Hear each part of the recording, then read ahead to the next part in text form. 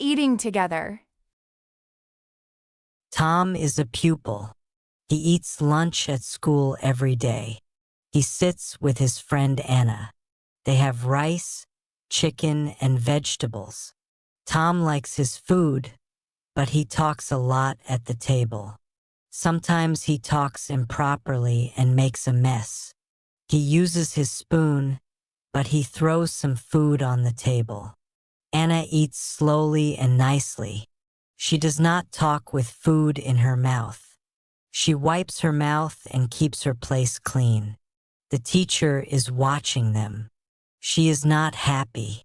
She says, "Tom, do not talk improperly. Do not throw food." Tom feels sorry. Now he is eating slowly and using his spoon nicely. He is not making a mess. "Sit properly and close your mouth when you eat," says the teacher. Tom listens and wipes his mouth. Anna is smiling because Tom is learning.